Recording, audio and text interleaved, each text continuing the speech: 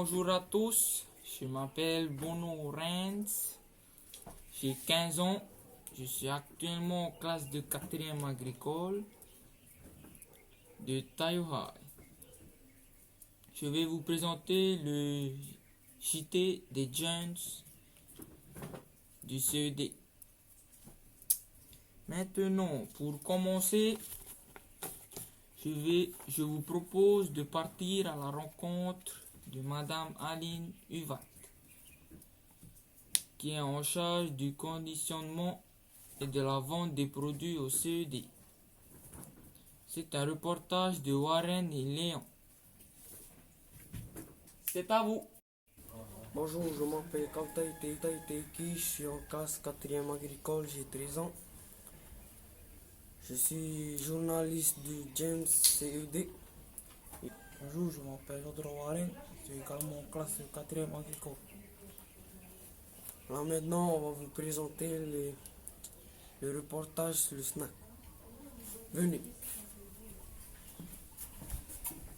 Bonjour. Bonjour, je me présente, je m'appelle Madame Duat Aline, je suis au CED depuis bientôt 16 ans et je m'occupe de tout ce qui est la revente, le snack du CED.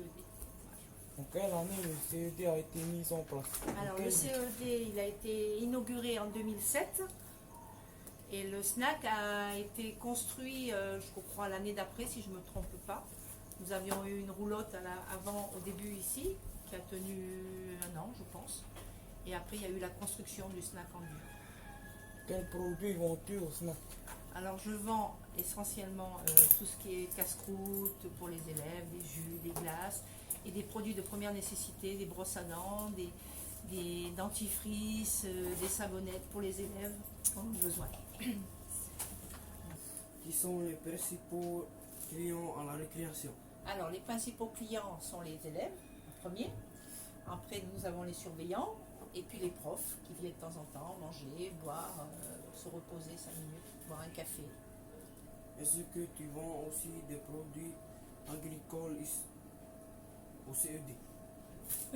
Oui, alors nous vendons, avant nous avions de la viande, mais pour l'instant c'est en stand-by, mais pour l'instant nous vendons beaucoup les fruits que nous livrons à l'usine à fruits qui font la transformation et puis de temps en temps au marché. Voilà, tout ce qui est banane, pamplemousse, citron, papaye, voilà, tout ce qu'on a dans le CED.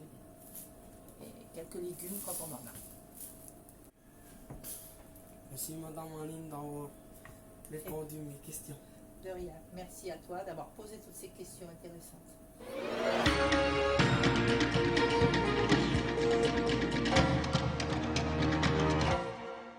Depuis le mois d'août 2018, le CED s'est engagé à trier les déchets recyclables et non recyclables.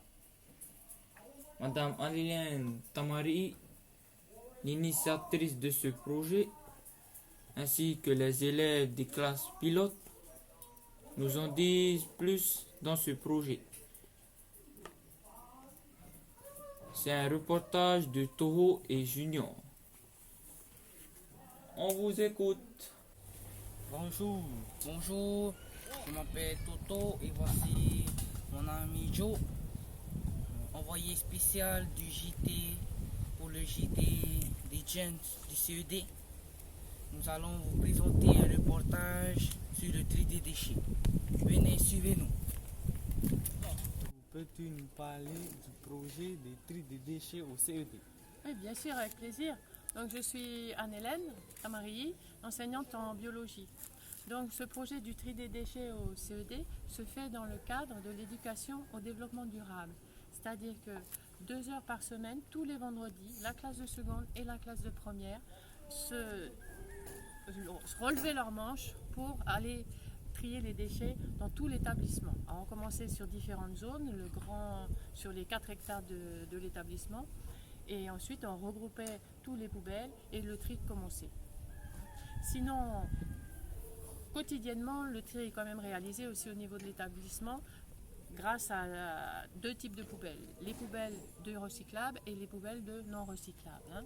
Dans les poubelles de recyclables, on mettait des bouteilles plastiques, des canettes, qui ensuite vont être compactées et amenées tous les samedis matins au PAV. Les PAV mis en place par la commune de Nukuhiba. Hein. Bonjour, peux-tu nous dire ce que vous êtes en train de faire? Bonjour, je me présente d'abord, je m'appelle Okono Terry et voici mon groupe. Ici, en ce moment, on est en train de ramasser nos déchets. Bon, nous, on est répartis en plusieurs groupes et on est répartis aussi dans plusieurs zones. Qu'est-ce que tu es en train de faire? Bonjour, je m'appelle Tapati Fenoua. Alors notre groupe, c'est le regroupement des poubelles pour effectuer le tri des déchets. Lors du tri,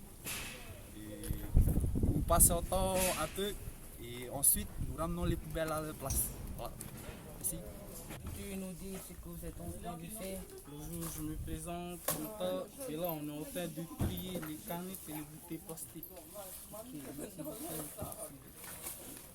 Constatez que le tri est mal fait. Il y a encore plein de déchets recyclables dedans. Donc on est obligé de renverser la poubelle et de trier encore.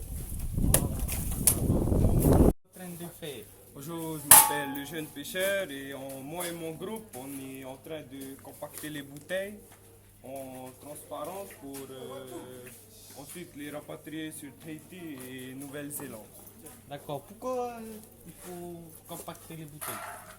D'après ce qu'on nous a dit, c'est le frère Rémi qu'il faut compacter d'abord les bouteilles et les capuchons, sinon ils ne seront pas pris sur le bateau. C'est pour avoir plus de place alors. Voilà, si tu as bien compris. Ici, Bonjour, je m'appelle Olivier. Moi et mon équipe, nous sommes en train d'enlever les scotch des cartons, car on recycle les cartons.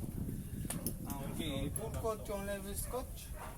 Et parce que le carton, le scotch n'est pas recyclable. Et pourquoi vous gardez les cartons marron et pas ça, les bleus? Parce que les cartons bleus, il y a de l'encre dessus et c'est pas aussi recyclable.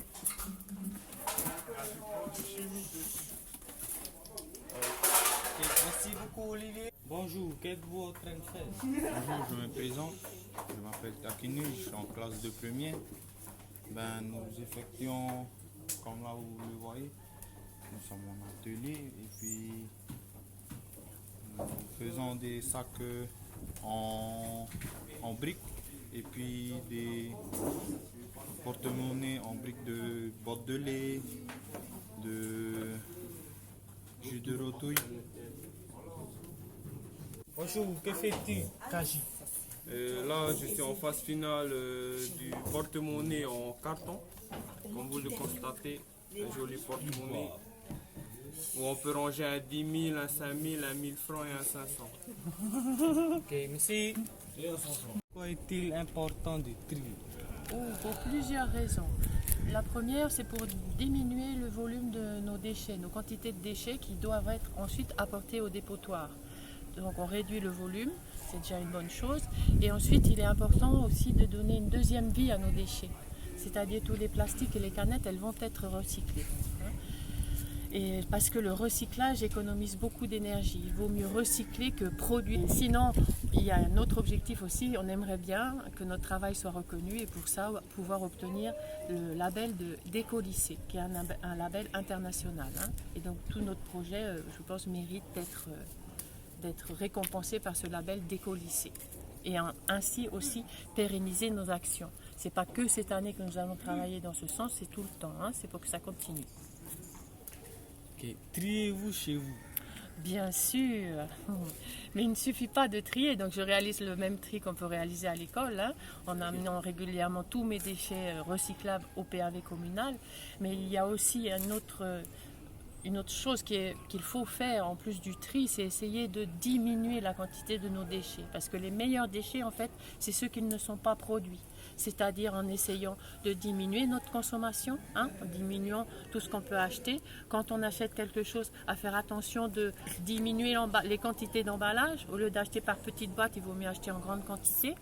Et puis aussi, surtout, essayer d'éviter d'utiliser les plastiques à usage unique. Tous les contenants plastiques à usage unique, j'essaye de limiter cette consommation. Tout ça dans le but toujours de diminuer nos quantités de plastique parce que les plastiques sont un réel problème actuellement pour l'environnement. entre autres. Merci beaucoup Anne-Hélène pour cette interview. Merci à vous.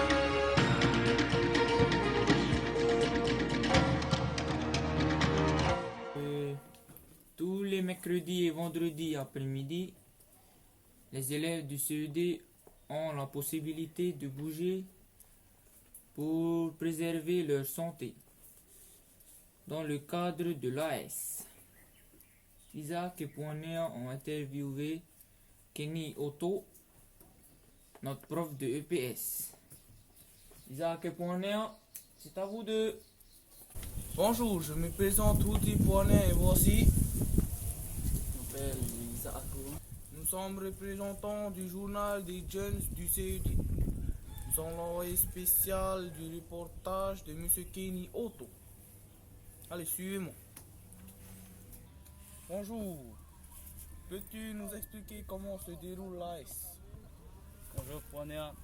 Alors pour commencer, je me présente. Je m'appelle Otto Kenny, je suis actuellement prof de PS depuis cette année et j'ai 29 ans.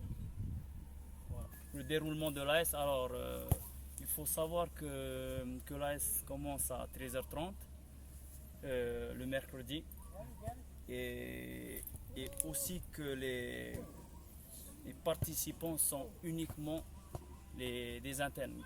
Peut-être par manque de motivation de la part des externes, je ne sais pas. Voilà. Ensuite, on commence toujours par l'appel des élèves. Ensuite, on récupère le matériel dans l'atelier de sport. Bien sûr, je nomme des responsables pour descendre le matériel au terrain et pour le retour du matériel également.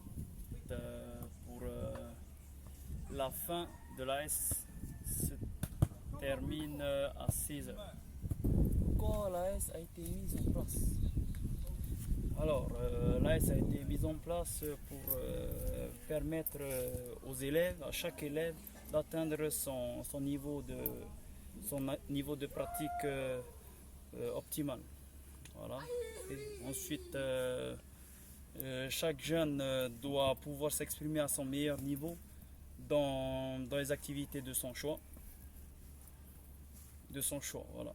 La possibilité de pratiquer plusieurs activités proposées permet à l'élève de trouver son ou ses activités où il se sentira le mieux, où il se dépassera. Quelles sont les consignes à respecter en sport? Bon, pour les consignes à respecter en sport, les plus importantes, ce sont déjà respecter le professeur, respecter ses camarades, respecter le matériel qu'on vous donne, mais le plus important c'est la sécurité des élèves. C'est la consigne à respecter impérativement. Voilà. Merci. De rien.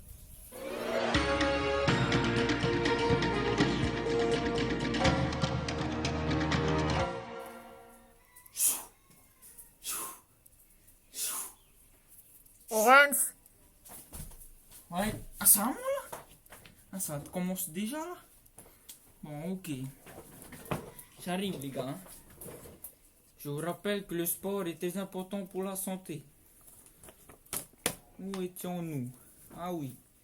Dans le cadre de l'EPI, les élèves de 4e agricole ont mis en place un poulailler de race mixte.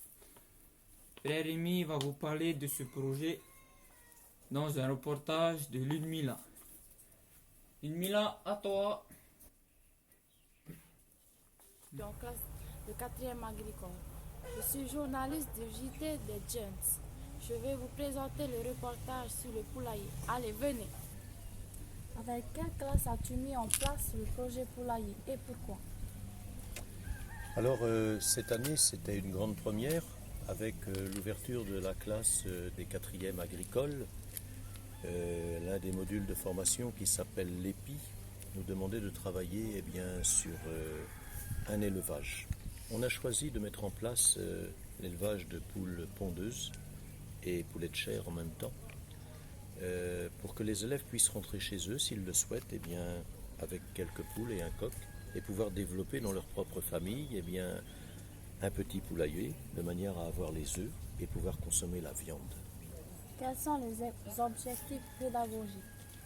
Alors les objectifs pédagogiques et en termes d'apprentissage, d'abord c'est d'apprendre à se débrouiller, d'être autonome, puisque on nous invite de plus en plus dans la réalité isolée de notre milieu à nous adapter au milieu. Deuxièmement, je crois que c'est pour répondre aux problématiques environnementales, parce qu'avoir des volailles à la maison est une bonne façon de retraiter ces résidus alimentaires et puis de cuisine. Et puis la poule est un animal intéressant pour pouvoir le faire. Troisièmement, lorsqu'on a un poulailler, on peut aussi utiliser les déjections animales. Et quand tu as de la fiente de poule, c'est la matière la plus riche en azote qui te permet de pouvoir développer peut-être des bacs de culture et aussi avoir les légumes à la maison. Autre objectif pédagogique est d'apprendre de la connaissance technique sur l'animal, parce que c'est pas le tout d'être éleveur, d'être agriculteur, mais il faut aussi connaître la physiologie pour pouvoir bien maîtriser la conduite de ce petit élevage, pour pas faire des bêtises et puis garder toujours en bonne santé les animaux. Quelles sont les différentes étapes pour réaliser un poulailler? Alors pour réaliser un poulailler, le but aussi c'est de se débrouiller avec les moyens du bord. Donc on a fait les pondoirs avec des palettes qu'on a récupérées à l'arrivée du bateau. On apprend à mesurer, on apprend à couper, on apprend à utiliser l'équerre. Et il faut un peu d'argent pour investir quand même dans du grillage au moins. Mais je crois que le plus important c'est d'essayer de se débrouiller avec les moyens qu'on trouve autour. Si c'est des tôles, on peut très bien récupérer des tôles et puis faire un parc. L'important c'est qu'il y ait au moins une partie abritée et que l'animal puisse avoir un parcours pour pouvoir aller consommer de l'herbe, aller consommer aussi des cailloux, parce qu'il faut savoir qu'un poulet, pour pouvoir bien digérer, il a besoin de consommer aussi des cailloux et en particulier du calcaire pour pouvoir bien broyer et réduire la nourriture qu'il avale. Quelles sont les races de poussins que vous avez utilisées? Alors je ne suis pas en mesure de donner le nom précis, mais moi je souhaitais avoir une race mixte, c'est-à-dire à la fois bonne pour faire des gros œufs et bonne pour faire de bons gros poulets pour pouvoir manger par exemple le dimanche à la maison en famille. Et donc j'ai un ami agriculteur qui m'a donné des œufs fécondés que nous avons mis en couveuse pour avoir des poussins et faire grandir ces poulets. Donc c'est intéressant cette race parce qu'effectivement nous avons mis les premiers œufs en couveuse au mois d'octobre. Aujourd'hui nous sommes rendus au mois de mai et déjà il y a des poules qui pondent. Et on va pouvoir continuer à reproduire et avoir de nouveaux poussins pour pouvoir en emmener à la maison ceux qui le souhaitent. D'accord, merci d'avoir répondu à nos questions. Merci beaucoup Mila, c'est un plaisir et puis je vous souhaite bon courage et Merci. bon élevage.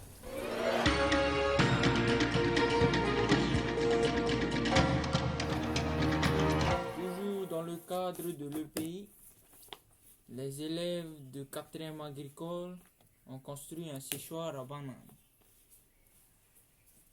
Je vous propose d'en savoir plus sur ce projet en partant à la rencontre de M. Laurent Corcodel. C'est un professeur d'agriculture au CED. C'est un reportage de Taoua et Teiki Hoang. C'est à vous. Bonjour, je m'appelle Taoua. Je suis en 4e agricole. Je vais vous présenter un reportage sur le séchoir à bananes.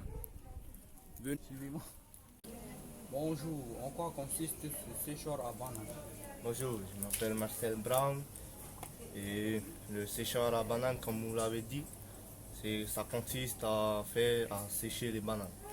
En combien d'étapes faut-il construire un séchoir à bananes? Pour faire un séchoir, je compte 8 étapes. Je ne vais pas toutes les citer, je n'ai pas vraiment en mémoire. Tout d'abord, il y a le dessin donné par le professeur, ensuite l'achat du bois, la quantité, la découpe et l'assemblage. Quels sont les matériaux utilisés pour faire un séchoir à bananes? Comme vous voyez ici, il y a le bois, la moustiquaire, et devant la vie et le tôle. Merci. Merci. Bonjour, Monsieur Laurent. Quel est l'objectif pédagogique de ce projet en EPI? Bonjour Tawa, donc, je m'appelle Laurent Corcodel, donc, je suis professeur en 4e agricole dans les matières EPI. Et donc l'objectif pédagogique de ce projet, c'était que dans le cadre de l'EPI transformation, il fallait mettre en place un projet de transformation. Cette année, on a choisi le séchoir à bananes. Donc dans la semaine de pratique encadrée, avec les élèves, on les a accompagnés, donc frère Rémi et moi-même, à construire 3 séchoirs à bananes avec 2 modèles différents. Et l'objectif, c'était que les élèves partent du plan, qu'on ait toute la phase de construction, de mise en service, de test, c'était des prototypes, on a fait des différents essais pour arriver ensuite à faire des bananes séchées parce qu'on a beaucoup de bananes sur l'exploitation et c'est un moyen de les valoriser, de les exporter sur Tahiti. Donc c'était pour montrer tout ça aux élèves. Voilà. Merci, monsieur.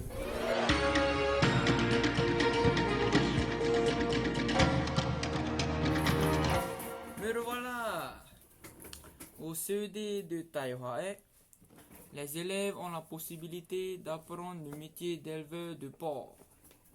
Le CED dispose d'une porcherie. Steve nous explique comment s'occuper des porcs.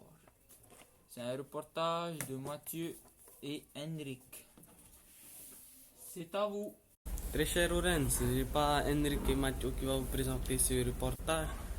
Ils ont eu une panne sur la route, donc c'est plutôt Mathieu qui va vous présenter la porcherie. Venez.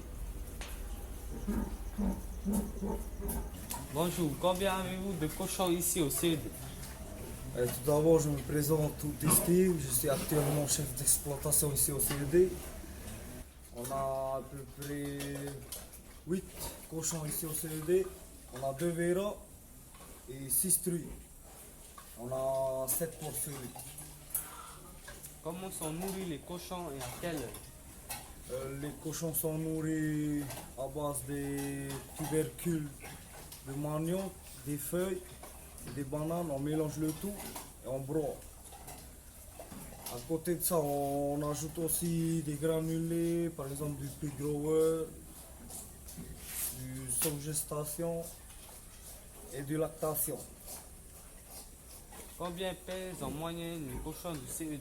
Alors, donc, ils font à peu près 120 à 180 kg. Bonjour frère, dis-moi, faut-il une tenue spéciale pour aller dans la porcherie? Bonjour Junior, oui bien sûr qu'il faut une tenue spéciale pour aller dans la porcherie. D'abord pour ne pas se salir, deuxièmement pour se sentir en sécurité. Lorsqu'on travaille avec des animaux, il y a des risques et donc il faut toujours être prudent. Donc la tenue la plus adaptée et la meilleure est de mettre une combinaison avec des bottes de façon à pouvoir rentrer dans les cages et manipuler à la fois la litière et puis les animaux sans avoir le souci de se salir et d'attraper des maladies si tu as des bobos. Et surtout, si l'animal se frotte à toi ou bien si il est un peu nerveux, tu n'auras aucun souci de protection avec une bonne combinaison épaisse. Quelles règles d'hygiène faut-il respecter? Alors, les règles d'hygiène qu'il faut respecter, je crois que c'est l'état sanitaire du bâtiment et puis des cages. C'est pour ça que nos animaux sont sur litière. Ça veut dire qu'ils ont un confort pour se coucher, pour bien vivre et surtout pour que leur déjection soit retraitée automatiquement sans qu'il y ait d'odeur. Donc quand tu rentres dans la porcherie, tu as vu, on met des copeaux, on met des restes de verdure de manière à ce que le cochon qui urine et qui fait ses excréments se décompose dans la litière et avec son groin, donc son nez, le cochon remue et puis contribue mécaniquement à donner de l'air au tas et ainsi les bactéries peuvent travailler et décomposer les déjections animales. L'avantage, c'est qu'on peut réutiliser pour les cultures. Donc sanitairement parlant, ça apporte à la fois un confort pour l'animal et en même temps un confort sanitaire pour tout l'environnement parce qu'on n'a pas d'odeur et puis un confort aussi pour le porte-monnaie parce qu'on ne gaspille pas d'eau pour le nettoyage. À quel prix vendez-vous le kilo? Alors ça dépend effectivement de l'âge de l'animal. On peut vendre l'animal porcelet, c'est-à-dire à 30 jours lorsqu'il est sevré, lorsqu'il quitte la maman. Là, c'est à peu près à 15 000 francs le porcelet qui fait aux alentours de 10 kilos. Ensuite, de 15 à 20 kilos, c'est à 800 francs le kilo, pardon, de 15 à 30 kilos, et au-delà de 30 kilos, jusqu'à 80 et plus, eh bien c'est à 500 francs le kilo. Alors on vend en entier, bien sûr, ou on vend en découpé aussi, selon ce que demandent nos clients. Merci frère. Merci Junior.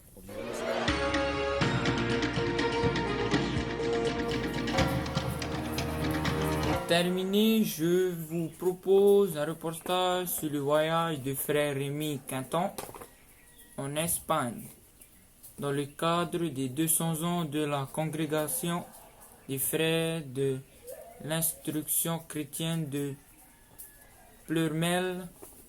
C'est un reportage de Marcel et Mouetaille. C'est à vous deux. Bonjour, je m'appelle El Mouetaille. Ils sont spécialement envoyés pour le journal des jeunes du CED. Nous, je m'appelle Marcel Brown et nous allons vous présenter l'interview de frère. Venez. Bonjour frère Rémi. Bonjour. Peux-tu nous raconter ce qui s'est passé en Espagne et pour quelles raisons es-tu allé? Oui, avec plaisir, Moetaï. Je suis allé en Espagne donc pendant 8 jours à cause de la nouvelle fonction qu'on m'a demandé d'assurer depuis mai 2017. Voilà. J'ai été nommé supérieur des frères du district Saint-Pierre-Chanel et à cette occasion, j'ai eu la chance de pouvoir aller rencontrer tous les responsables des frères de tous les pays de la planète, de la congrégation, où nous sommes implantés. Nous étions 18 pays représentés. Et c'est dans ce cadre-là que j'ai bénéficié et que j'ai eu cette chance de me retrouver à Portugalete, une petite ville de l'Espagne au Pays Basque. Qui était présent et de quoi avez-vous discuté? Ça a été l'occasion de rencontrer de nombreux supérieurs que je ne connaissais point, en particulier l'Afrique de l'Ouest. Le supérieur là-bas, il est originaire du Togo. J'ai aussi rencontré le responsable de l'Ouganda, l'Afrique de l'Est, l'Amérique, les Philippines, l'Asie. Et j'ai pu nouer des liens avec ces personnes pour peut-être mettre un jour un partenariat.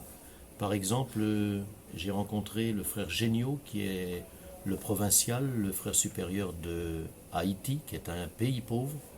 Et donc qui a besoin de former des frères en agriculture. Peut-être qu'un jour on verra des frères haïtiens arriver ici pour se former. Et j'ai eu la chance d'être invité là-bas. Je me rendrai pendant 15 jours au mois de juillet en Haïti pour voir comment vivent les frères et les projets de développement qui peuvent être mis en place. Donc qu'est-ce qu'on a fait? On a parlé de notre vie de frères. On a parlé en particulier de notre vie communautaire. On a parlé aussi des perspectives d'avenir parce que nous ne sommes plus nombreux en Polynésie. Et on a essayé de réfléchir sur ce que nous pouvons faire dans les années qui viennent, pour continuer à grandir et à se développer dans tous les pays où nous sommes déjà. Bonjour frère, as-tu eu des problèmes de langage pendant ton séjour?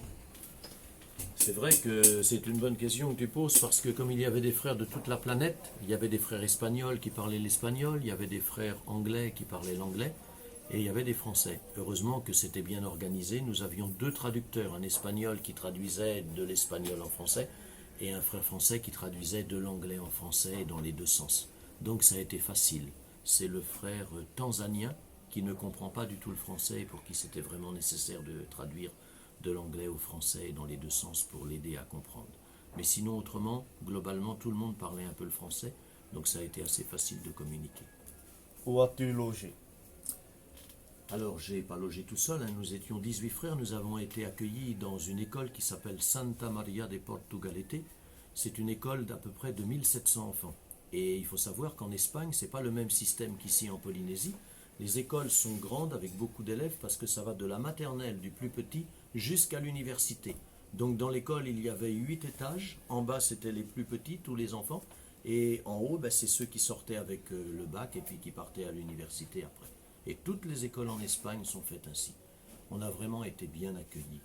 Les frères de la communauté là-bas, ont tout fait pour qu'on soit bien logés, bien nourris, blanchis.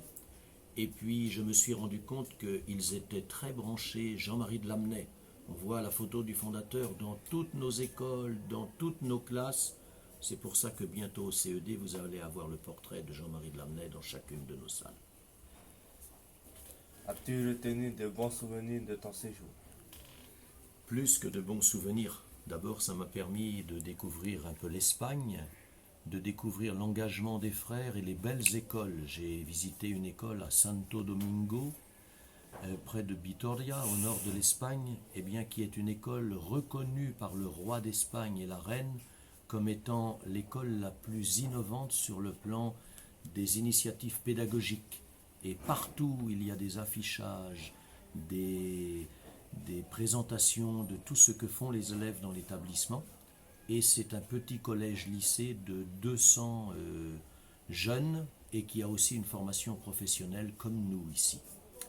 Qu'est-ce que j'ai retenu? J'ai retenu que nous sommes le plus petit district de toute la congrégation, c'est-à-dire nous sommes le plus petit en nombre de frères. Il n'y a plus que 10 frères en Polynésie, 4 aux Marquises et 4 dans une communauté à la mission à Papeete et 2 dans une communauté à Faa, à Tahiti également.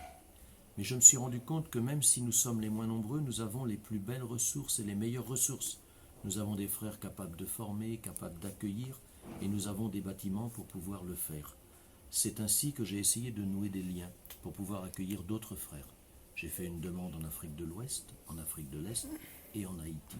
Et peut-être que nous allons avoir quelques frères africains qui viendront se former chez nous et nous aider à consolider notre travail dans les établissements où nous sommes. Ici aux Marquises, peut-être que nous aurons bientôt un frère ou deux haïtiens pour venir apprendre l'agriculture. Et merci beaucoup, frère. Merci, Marcel.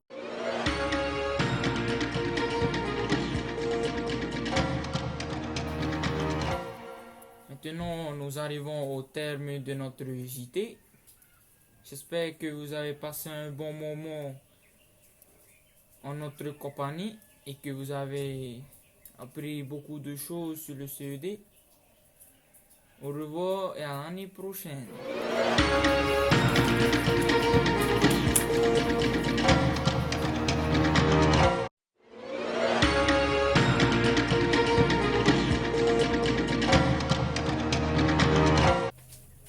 Je pique la chaise, trop confortable pour mes petites fesses en classe.